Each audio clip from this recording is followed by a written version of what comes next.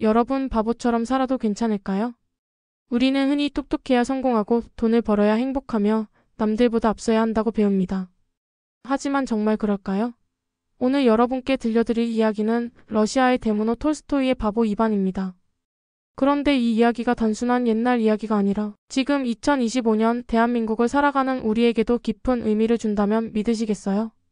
오늘 우리는 바보라 불린 한 남자의 이야기에서 현대사회를 살아가는 지혜를 배워볼까 합니다. 자, 시작해볼까요? 옛날에 한 농부에게 세 아들이 있었습니다.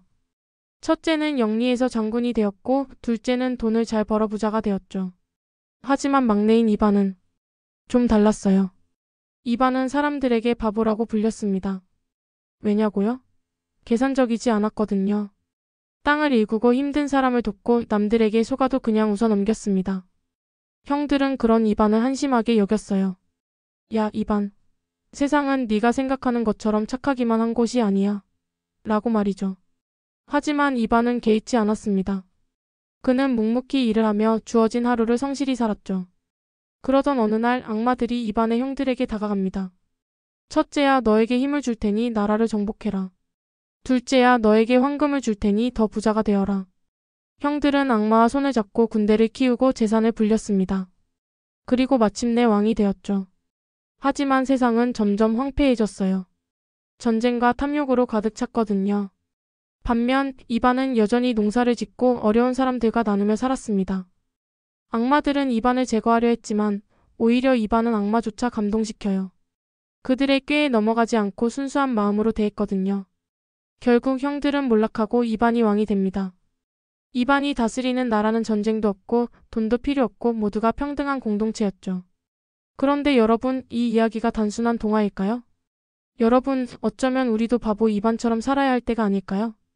우리는 어릴 때부터 끊임없이 경쟁합니다. 좋은 대학, 좋은 직장, 높은 연봉. 남들보다 앞서야 성공한 거라고 믿어요. 하지만 정말 그럴까요? 톨스토이는 이 이야기에서 우리에게 질문을 던집니다. 진짜 바보는 누구인가?